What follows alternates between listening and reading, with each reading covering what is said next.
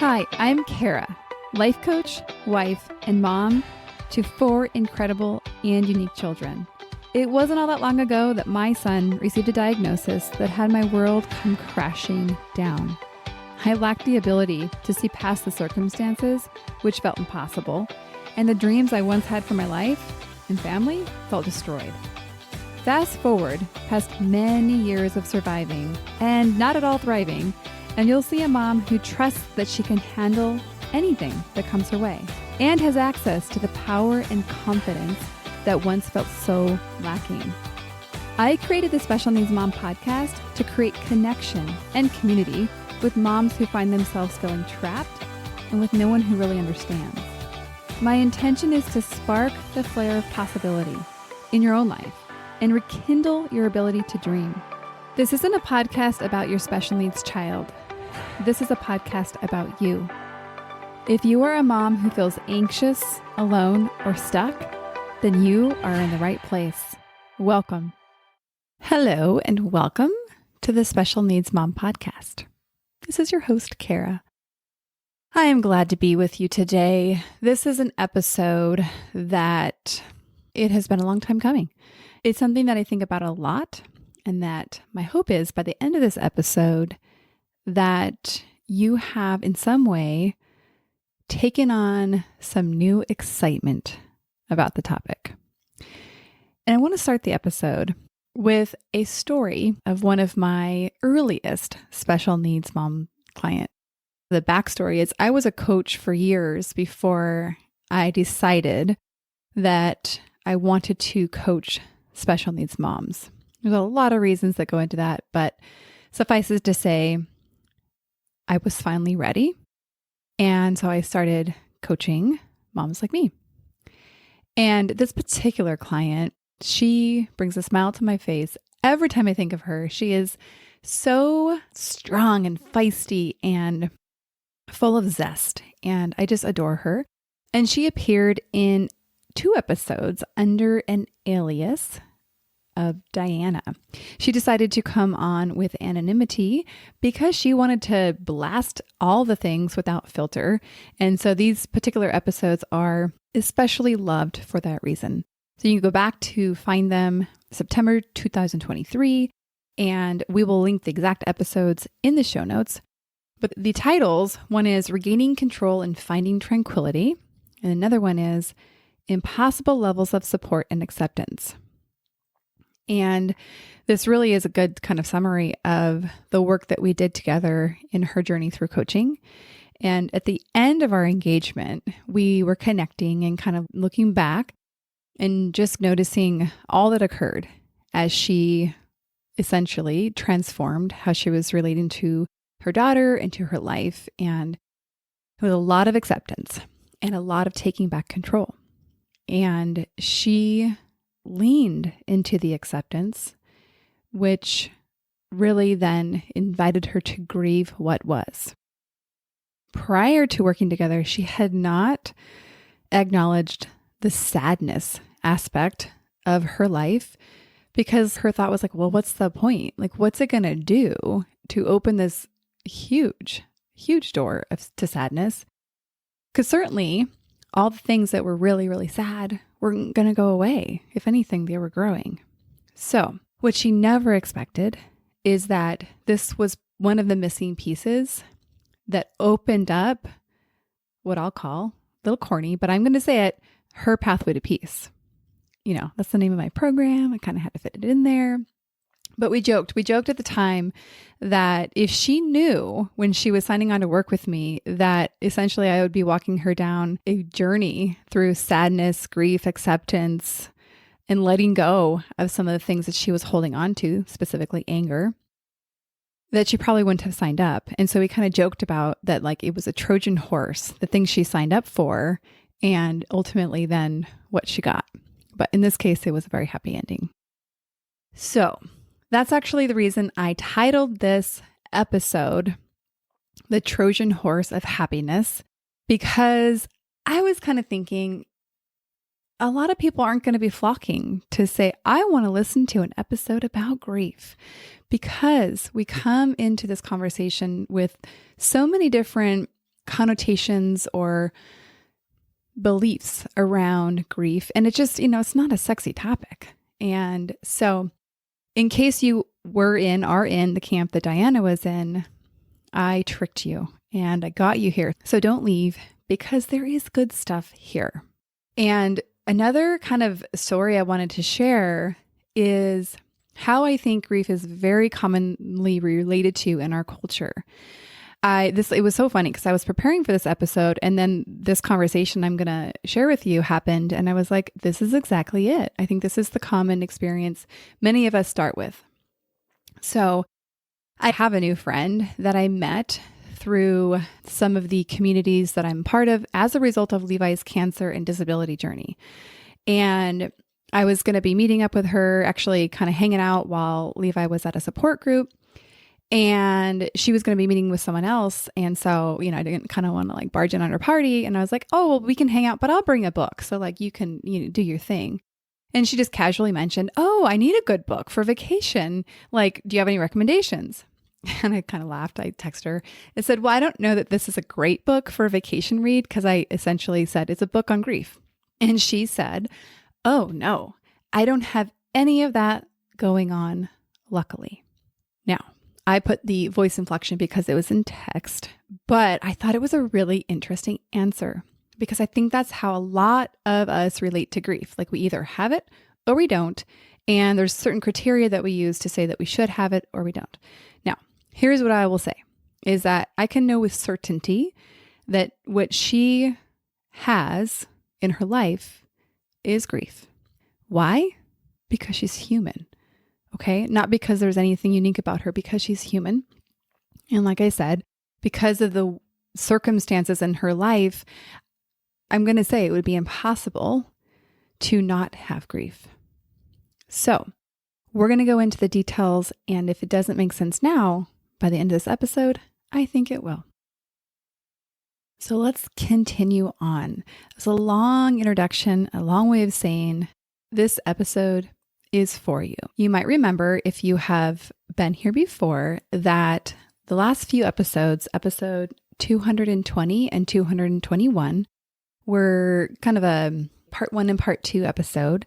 The first one talking about loneliness, and we talked about grief as it relates to loneliness. And then the second, episode 221, is the antidote to loneliness. You have to go listen to it to learn what that might be. And today we're going to be just focusing on the broader topic of grief itself. It was funny, as I was creating these episodes, I kind of looked at them all together, and it was a little bit of a chicken and egg thing. Do we talk about grief first or loneliness first? They were so intertwined. And I finally decided that I would do the loneliness first, and then we would talk about the broader topic of grief. And so grief is, like I said, not a sexy topic. And I also want to say it's not a sad topic. To me, it's a life topic. There's a quote that I want to share from Francis Weller. He has a really amazing book on grief. It is called The Wild Edge of Sorrow. I love the name of his book, and it's an amazing book. And what he says is there is some strange intimacy between grief and aliveness. And when I speak to y'all, you don't always use the word aliveness, but I think that's the experience that some of us feel like we're missing, is feeling full of zest, full of life. That, man, there's so many things that are really hard about being the moms to our children, that I think it's quite easy to feel like a lot of the life has been drained out of us, and then it's kind of hard to get back. So I want to say the quote again, because I think it's amazing to set the tone for the conversation. There is some strange intimacy between grief and aliveness. And with that, what is grief? So I'm talking about this broader topic, but let's actually further define it. I've touched on it in the last 2 episodes, but I want to lean into even broadening the topic even more. One of the ways that I think it's so well defined is well defined, but actually so undefined, is saying that grief is not about letting go, but letting in. Many, many, many, many, many things. When we think about grief, it's put it behind us, let it go, move on. And that's, I think, where we start to miss the mark on grief itself. It's about letting in what you say. Grief is the pain in response to loss. So this is, I think, where we start to lose people, but like, I don't want to talk about the pain. I don't want to talk about that, Kara. It's too hard. It's like already I can't deal with what I have. So stick with me here. Okay. The grief is the pain in response to loss. Now, loss is not just about death and dying. It's about the death or the loss of dreams. And I think this is where we start to really recognize the relationship between special needs or medical mothering, cancer mom, disability mom, however we most identify, we start to recognize the dreams that we had for our child or children, essentially, they are no more. Or another way of saying that is they have died or they are gone. They're inaccessible, out of reach. And in my own story, I can think back to when my son was 2. And at this point in his life, he was known to be completely typical. He had full vision. He could run. Like I said, he could see. And he hadn't gone through the nightmares that he has gone through. And so I, at that time, had a completely different vision for his life and for my life. And part of my grief process has been fully letting that version of the life that I thought I would have and that I thought he would have, letting it die, letting it be gone. You might think, well, you had no choice, but actually there's a lot of, I think, grasping and holding on to that we do, especially as we as mothers are trying to teach and support these children in becoming the fullest version of who they are. And so I think it can be very slippery in terms of what do we let go of and what do we keep essentially persisting. So back to recognizing that loss is not just about death and dying, it's about the death of dreams. And so we can see where grief would exist, certainly in death and dying, but also in the disability world, in marriages, in financial loss, and even just from transitioning from having little kids to big kids. And I think this is universal, whether there's a disability involved or not. So that's how I'm going to leave the definition of grief for now. I want to be really clear. This is not a comprehensive conversation. I would be writing a book if I was aiming for comprehensive. I'm really looking at targeting this conversation to how it really applies and how it really matters to our lives as special needs moms. Okay, now let's look at the other side. What is grief not? I'm willing to bet that you've heard of the 5 stages of grief: denial, anger, bargaining, depression, and acceptance. This is very, very commonly referred to in conversations of grief amongst professionals, amongst all the people. And what I want to point out about this is that there are certainly aspects of these 5 stages, denial, anger, bargaining, depression, and acceptance, are certainly part of grief. I wouldn't have any argument over that. I think where we lose kind of some value of considering the 5 stages of grief is one, having not recognized that the work that this person did, so this model was based on work done by Elizabeth Kubler-Ross, and she's specifically working with terminally ill patients who were facing their own mortality. So that's really where this potential stage model can be attributed appropriately. But when we then try to apply it to all the aspects of grief, that's when I think we're just perhaps using the model in a way that it doesn't have as much value. I think when we think of stages, we think of order, we think of completion, like we've completed the stages. And you'll hear, as I further define what grief is not, that that's not how it works. And I think it can be very disorienting to an already disorienting experience, that which is grief, to think that there is an ordered process or stages to it. Okay. The other thing I want to point out in what grief is not, is it's not constant sadness. And I say this one because perhaps it's where prior to kind of deep diving into these topics, both, intellectually, but also experientially, and as I've become a griever, is really picturing grief and associating with the sadness aspect only. I like to picture a person, raining outside with a cozy blanket, a cup of tea, huddled up in their chair, alone, crying in their room. So what I want to say is that's not grief, although it can look like that. But that's not all it is. I think that's the point I want to make here. Grief does not only come through tears.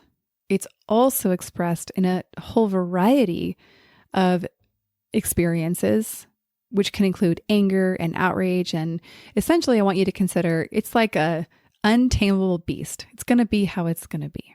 And sadness is certainly one aspect, but not the only. And the third point I want to make about what grief is not is it's not a timeline or period of time.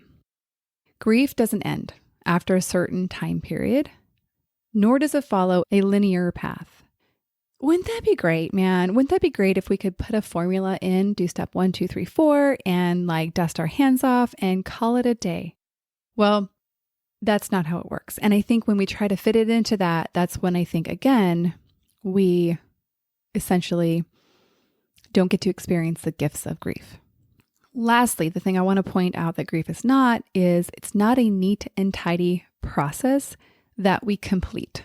And I think that last word is the one I really want to emphasize is that I want you to consider that grief is more like a door that we go through in entering a whole new world. And it's how we adjust to living life once we pass through this doorway. So that doorway is symbolizing something that we cannot change and we may long for and want to change. And grief is the experience of learning how to live, fully live, given that we have entered a whole new world. Okay? So you can imagine that there's no completion point because there's no point in which you say everything in this new world is exactly as it should be. Because that's just not how things work. Before we move on, I want to touch on what I will call the gift of grief. So remember I said, okay, this is not an all bad conversation. This is a conversation about life. And so to put it shortly, the gift of grief is joy. There's a quote that I'm willing to bet most of you have heard in some capacity. It's by William Blake. The deeper the sorrow, the greater the joy. And there was this picture as I was kind of just processing this episode more than many had many different iterations as I processed my own thoughts and tried to put them in some logical order to create this episode. And as I was doing this, I pictured this canyon, like within my own being, like kind of in my chest cavity, if you will, and just pictured a canyon or a space inside of me that was getting eroded or eaten away and created deep within me. And so as this grief burrows deeper and deeper, it makes this open cavern that like literally feels like it's destroying the core of who we are. And it would be easy to look at this canyon and see only the void that was left, like the absence of who we once were. But I want you to consider that the depth of this cavern creates space for something new. It's the opening that makes like a literal space for joy. Another picture I'm getting is, I'm sure you guys have all seen those like really beautiful resin pieces of art. So I don't know, I feel like cutting boards where like, or coffee tables where like it's some wood, something or another. And then people pour like beautiful shades of blue and white and ocean scenes of resin, that hard stuff. And they like use the voids to fill in and then to polish away. And then they end up with this like beautiful piece of art. And it's beautiful because those cracks have been filled in with something that I'm going to call is like joy. So I want you to consider that to the extent that you let this grief in is to the extent that you have the potential to experience being fully alive, also known as joy. So let's address some fears in grief. I almost think when I say grief, I almost feel like we could interchange the words fears in enormous or big feelings. And one common experience that I both personally have and I get to witness other people having is the experience that we will be swallowed whole or never come out of it. Like that the sadness or the feeling that we're having is so deep, there is no end. That can be pretty confronting. And so I want to just acknowledge that this is a common fear and just to normalize it. Again, this points to that grief is not lessening our aliveness, but it's inviting us to experience a way greater depth, which then requires us to embrace both the sorrow and our vitality and the coexistence of both of them. So those are some fears that are very, very common in grief. Let's look at some of the temptations in grief, or I might even say some common pitfalls of where we get stuck in grief. First one is the default response of burying it and encapsulating it in our bodies. Now, go back to what I just shared about fears in grief. When we are confronting something that is so big, it brings up fear, a very normal and natural and understandable response is to encapsulate it so that we don't have to deal with it. And like I said earlier, in grief, in order to fully experience our emotion, we have to let it in. So this requires letting go of control, and it requires not containing it. I'll still tell you this is not my favorite thing. I don't love that this is how it works, but I do love the experience, the gift of actually letting go of that control and stopping in the attempt of containing it because of the gift and the opening it makes for all of life. So again, with that fear of what these big feelings come with, we have these instincts or these natural responses to bury it. So just something to watch for. Another temptation is trying to make things neat and tidy. I'm totally guilty of this. I think if you find yourself in whatever stage in life, but you guys are mostly all moms and, you've lived enough life to be a mom. And so you've all had a childhood and we all have all the things that add up to be our story to get us where we are now. And if you identify as someone who was a peacekeeper, someone trying to kind of keep things together in your family or in your home, or maybe even in your marriage, then the friction of letting things not be tidied up and like ended in a bow may be so deeply uncomfortable for you that it may actually be inaccessible. And I don't want to say inaccessible always. What I want to point out is inaccessible into like jumping in with both feet. You may need to like tiptoe into the water to be able to gain facility with allowing things to be not neat and tidy. So this neat and tidy temptation, you'll notice it a lot when either you or people that are trying to comfort you will say the very cliche things like, God only gives you as much as you can handle, those kind of things. And those are an attempt to isolate from the discomfort. In other words, kind of make things a little bit more neat and tidy. Because it's not tidy is grief. Unresolved pain, not very neat and tidy. And so, again, something to watch for. One thing I want to point out here before we move on to the next temptation in grief is the attempt to avoid or stay busy in order to avoid the untidy experience of grief. Even as like we physically think about making things neat and tidy, I picture somebody just holding on to create order in their home and so busy making things literally neat and tidy, because the idea of slowing down and to have a stillness of presence is so deeply uncomfortable that, again, we see this attempt to keep control and to make things neat and tidy. Okay. Third temptation in grief, wanting to get to the other side. Also guilty of this one. I think I'm guilty of all the things. It's fine. It's not a problem, right? Like, I'm allowed to be human. You're allowed to be human. And we're just giving language to very, very common experiences that we're all having. So I think one of the reasons this is so alluring is that our culture is obsessed with like production and value and productivity. And so therefore is like ascension, as in growth or improvement, creation, good. And anything else that's not that, bad. And so when we look at grief, we look at what it takes to engage and slow down enough to grieve. It's really asking us to value something we haven't valued before. And that is what I'm going to call the dissension, like the leaning in to the grief.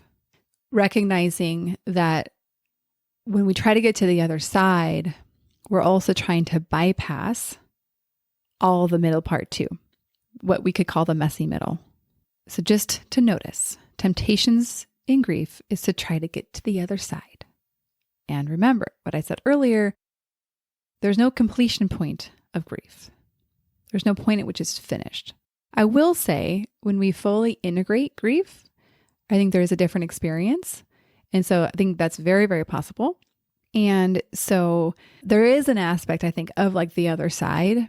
But I think what I'm pointing out here is the desperation and the forcing of I have to get to the other side versus allowing yourself to be where you're at. Okay, now this is our last section here. And it's the needs we have in grief.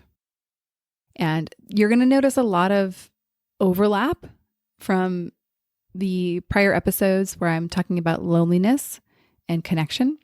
And I'm also broadening the conversation here. So first need I want to point out is being with people who can to validate the experience you're having, no matter what it is.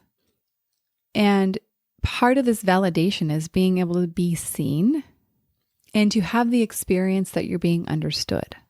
I want to kind of put a cautionary note, a caveat here, because I think this is where a lot of us kind of fall into some tricky waters, because we have some people in our life that we think should understand, but maybe don't.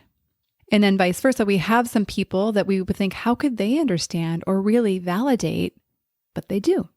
And if you expect your family, your husband, certain friends, even certain special needs mom friends to be the people that can validate it, you may find that there's something missing.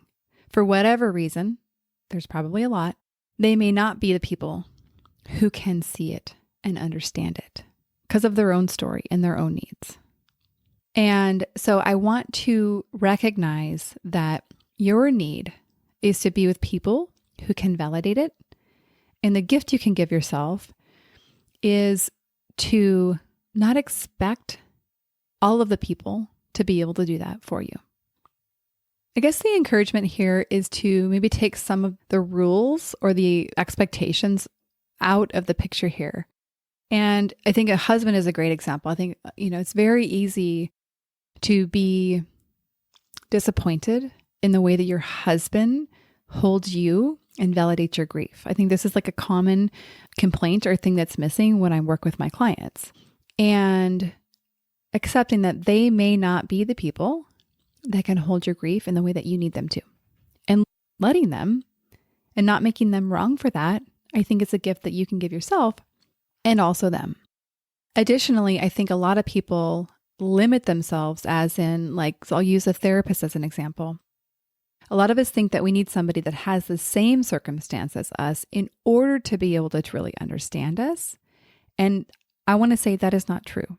So if you think you have to find a therapist that can understand exactly what it's like because they are in your shoes, then, well, one, you're going to be limited because many, many therapists will not have special needs kids. And I will say a good therapist is able to walk through with you the things that you need and to validate your experience. And I also want to say some therapists cannot.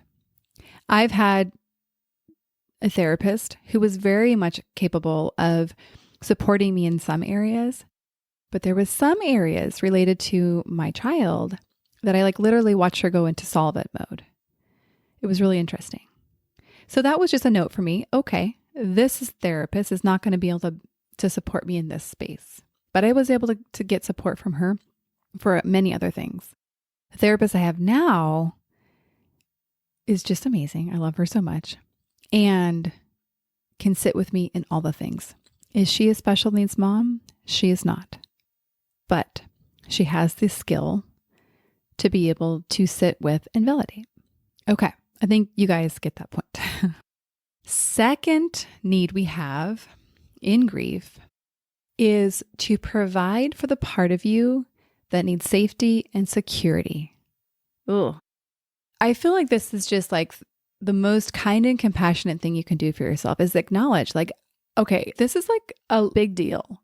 The thing that I'm grieving or the things that I'm grieving are deeply confronting and they're destabilizing. And our human experience, I think, is fear. And to acknowledge that, like, you need to have safety and security to be able to do the work that you need to do. In the work I'm referring to is in grieving. And so that's going to be different things for many of you. What does make you feel safe and secure, or what gives you safety and security? But I want to point to being in a space, because really this is emotional safety and security we're talking about, being in a space that you can describe as non-judgmental, comforting, non-anxious, as in it doesn't need you to be anything else that you're not. And so I want you to consider that this is a need for you to have in grief. Another need is to be held in your suffering. Notice the last two especially, these really can't be done isolated on an island. This is pointing back to the experience of community, or in other words, really recognizing that we were not designed to grieve alone. So back to this need, being held in your suffering. There's a quote from J.K. Park, who wrote a book called As Long as You Need, about grief. And the quote is, "The only way we can bear the unbearable is if we bear it alongside each other." Now, this one doesn't only bring me so much more comfort, because it dissolves, I think, the unsolvable problem of like, how do we resolve this pain? Like, we can't, like it just hurts. But having the access to the comfort and the stability of being held inside of that space, it makes it tolerable. In the quote, I mean, it becomes bearable. And I think that is so important. And again, points back to this texture of like really being tender and kind and generous to yourself, recognizing like this is a need that we have as moms of these children, and you know how hard we love them and how hard it is to love them sometimes. So the point here in the being held in your suffering, it really acknowledges that like we don't need people to fix our pain, because they can't in many cases, most all cases. But we need people to be with us, holding it with us. And this is the time where I'm going to plug the Pathway to Peace community, because this is a place that is intentionally cultivated as a non-judgmental, comforting presence of women that do happen to be in the same circumstance, but that it's a space cultivated to come exactly as you are, to be held. And much more than that, but that is one of the things that we do. And that leads actually into the next need we have in grief, and that's to be able to tell the truth. Sometimes we lie to ourselves. Well, I don't think we lie to ourselves. I think we're afraid to actually acknowledge the truth of how we feel or how we think. And I think then there's this fear, if we call in the negative, if we say it like it is, then it's going to be manifesting it. But I want to say that it's almost like the opposite, that actually telling the truth is what allows you to let that thing go. It's the holding on to it that I think actually manifests it more than anything else. Or I should say, not the holding on to it, it's the suppressing it and denying it and resisting it. So this could look like the truth. This could look like when someone says, God only gives you what you can handle. And you thinking, yeah, but this is so much more than I can handle. This whole God doesn't give you more, it doesn't feel true to me. That is just a simple shift of you actually acknowledging that what feels true to you is this is more than you can handle. And I hope you can see actually the integrating how you're actually experiencing something and telling yourself the truth allows others to see how you actually are, allows yourself to see how you actually are, how you actually feel. And I want you to think of trying to connect with someone deeply, intimately, over something that's not true. It's pretty difficult. But when you acknowledge the truth or the experience you're having, the possibility of creating a deep, meaningful connection exists. It's literally created in that moment. And the last need I want to point out is pointing back to one of the temptations, and it's letting go of our obsession with productivity. It's recognizing it actually takes a lot of energy to be with these emotions, to give ourselves what we need in the experience of grief, which many times asks us to step off of the train of productivity and drive, and asks us to let our emotions be what they are, which again is losing a little bit of control and containment. It's not control, it's containment. It's asking us to not contain them. It requires us to loosen our grip on the things that oftentimes bring us comfort, maybe false comfort, which is productivity, which is showing up to work every day like nothing ever happened. I want you to notice, if you've been around the podcast for a while, that I've had to do a lot of this, letting go of my obsession with productivity, of letting episodes be maybe not necessarily the standard I would love them to be, doing creative solutions when I just don't have what I need to give. And hopefully I've done a good job of being transparent. I mean, I think it's a delicate line I toe in terms of I don't share all the details of my son's story, but I try to give a window into the real life work that I'm doing right alongside you guys. So letting go of our obsession with productivity. So hard, but it is so freeing as well. Okay, well, I think that's a good place to land. And I want to leave you with this thought. I can talk about grief. We can learn about grief. You can think about grief all day long. But what I really want is for you and us to experience grief. More specifically, I want you to experience the gift of grief, which, going back to what I shared earlier, is joy. Oh, I so deeply want you to have the spectrum back, because I know you're already doing the pain part. And by bringing in a little bit of intention and support and intending to your needs in grief, I think you can create access to that joy that is missing for so many of you. And so grief work is not passive. It doesn't just sprinkle on you like magic fairy dust. It is an ongoing practice that's asking you to deepen, to attend, to listen to, and to be listened to. And I really want to recognize that this is a practice, something that we attempt to do over and over again, and likely will never be perfect. So if you have a space to practice, to deepen, to attend to listen, great. Keep doing that and share with me about what that is. I would love to hear about it. I think celebrating what's working is something that I want to hear more of. But if you don't have a space, I do want you to consider that I have created and cultivated this space exactly for this reason. And community is the very intentional shift. This is no longer a coaching program, but a coaching community. And the thing I want to encourage you with is that I have really designed this community to be financially accessible.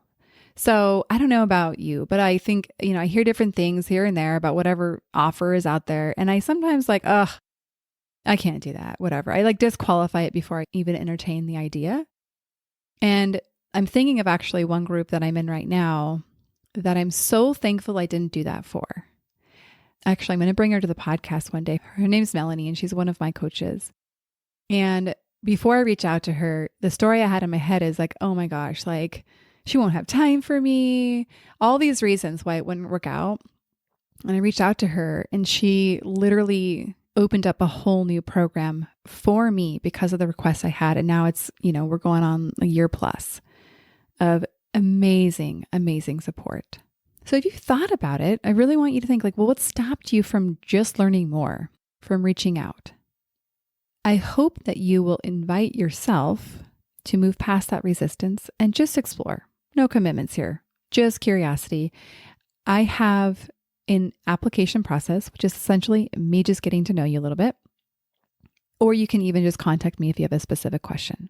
So you can find these links in the show notes, and I will look so forward to meeting you face to face. With that, we'll see you on the next episode.